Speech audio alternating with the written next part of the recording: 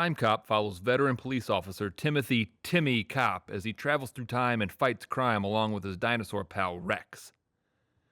At least it would have been if the producers would have at least looked at my script. It's still a great movie, but come on, man, a dinosaur for a partner? That would have been pretty wild. Our movie begins in 1994 when time travel has just been made possible and criminals are already using it to get rich. So thus, the Time Enforcement Commission is created with the sole purpose of sending agents back in time to stop criminals from changing the future, and oh my god, every movie should be about the exact same thing. How is there not a series of Time Cop movies with a companion series on Netflix by now? Jason Scott Lee stars in Time Cop, The Berlin Decision. No, not Time Cop 2, The Berlin Decision. You just killed Jack the Ripper. No, Catherine. I just became him. No, not the TV show that lasted for 3 months. The agency is overseen by Senator Aaron McComb, played to weaselly little dickbag perfection by Ron Silver. That was a compliment, by the way. I realize now that it sounded kind of harsh. There's never enough time. I'm meeting my husband. If he's not here when I turn around, I'll go home with you. We meet Max Walker while he and his wife are doing some light role-playing in the mall. We learn pretty quickly how cool Walker is when he thwarts a purse snatching in a scene that is just a slice of mid-90s wholesomeness. Alright, let's see. Criminal on rollerblades? Check. Wallet chain? Check. Flannel shirt? Check. Holy crap, a 1994 Nissan? Check. Oh man, a guy rocking a Canadian tuxedo? Not as a joke? Delightfully checked.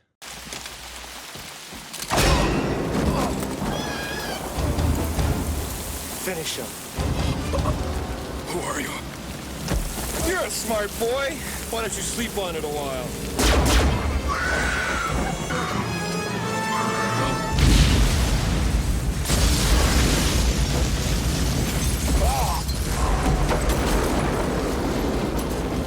We then meet up with a broken Agent Walker 10 years later, where he's time copping the living poop out of the technological golden age we all know as 2004.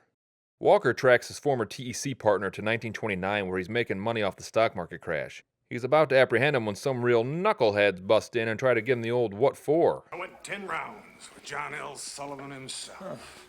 I was on my way to see a man about a dog when a real wet blanket tried to splits. Who sent you? I want the name. In a few weeks, this guy's gonna run the whole country. I can't tell you anything.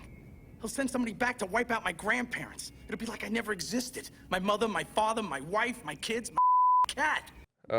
No, your cat would probably still exist. Captain Lyle Atwood, you are charged with violations of TEC Code 40.8 subsection 9, time travel with intent to alter the future. Wait, the criminal charge for time travel with intent to alter the future is TEC Code 40 subsection 9? Shouldn't time travel with intent to alter the future be TEC Code 1? Subsection 1? And like, that's it? What the hell is TEC Code 1 through 39 about? There's a whole reason you started this thing. We learned that Senator McComb was behind all of this so he can raise money for his presidential campaign.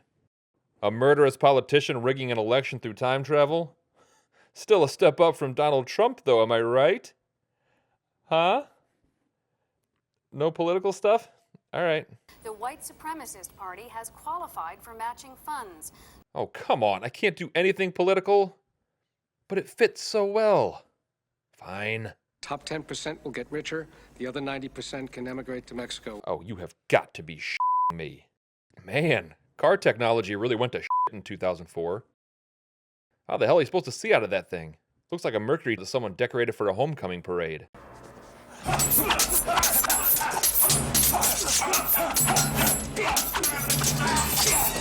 Do knife fights really work like this? I mean, are you supposed to hold them like tiny swords? I can just see a lot of cut-up knuckles, and that would just sting like the dickens. Okay, now remember, Jean-Claude, we only have enough room in the budget for you to do the splits once, and we've already done it in the 1929 scene, so...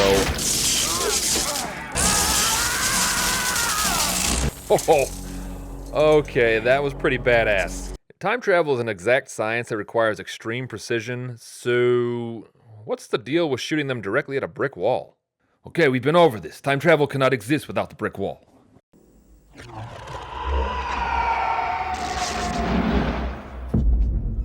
If I were you, I wouldn't cash that check.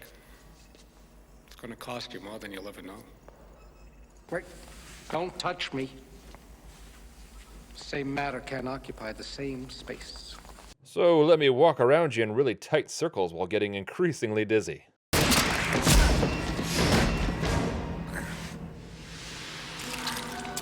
So Walker should just keep going back in time and peeing on like 1993 Macomb. It won't leave any physical scars, but 2004 Macomb will definitely remember getting peed on.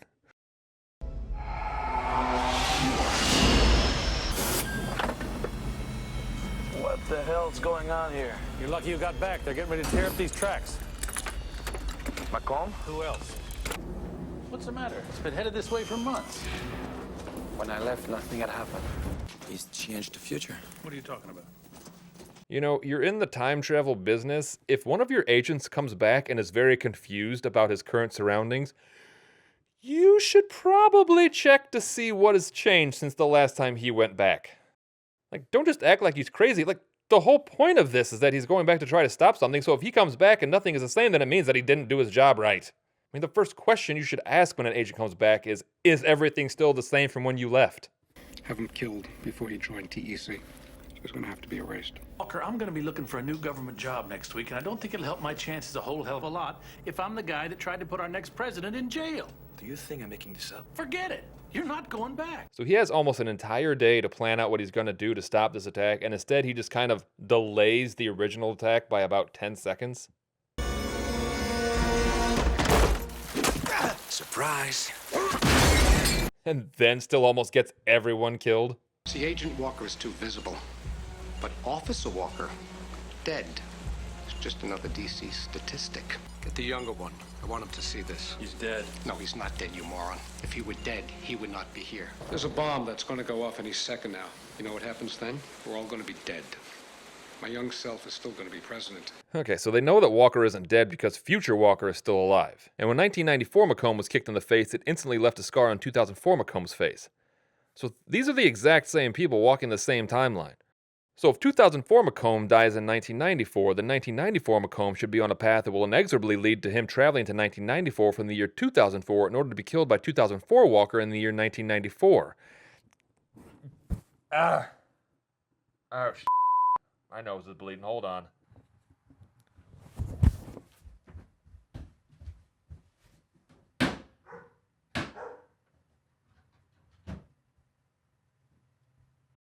So I say that these are all the same people. However, affecting things in the past seems to have no actual effect on 2004 Walker. No matter what happens, he still only has memories from his original timeline.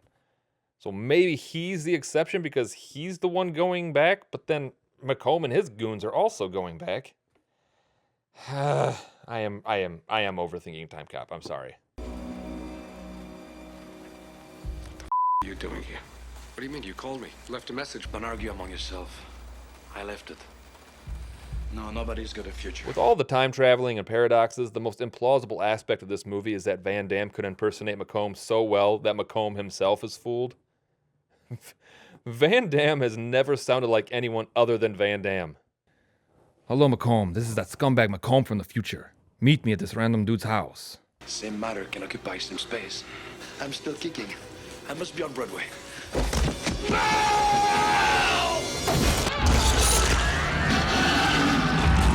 So that's what happens when matter occupies the same space. It just turns into goo and then disappears. I would like to see the science behind this. Hey, what's going on with Senator Macomb? Senator Macomb?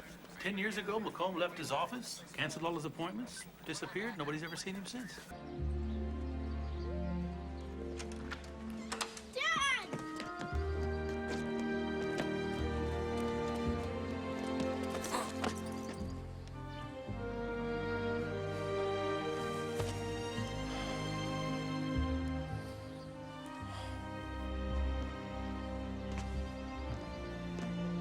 So our happy ending is really an existential horror for Agent Walker.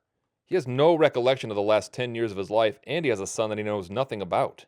And it's no real picnic for his wife and child either. So as far as this kid knows, for 10 years, his father has been there, has loved him, has raised him. His father woke up this morning, was perfectly fine. His father goes to work, comes home, and his father has no idea who he is. And this kid will know that. He will pick up on that instantly. Kids are very astute. It's the same reason they can see ghosts. So, oh man, that's just going to lead to a lot of issues for this kid later on. No, he's going to have a rough life ahead. All right, well, thanks for watching, and don't forget to like and subscribe.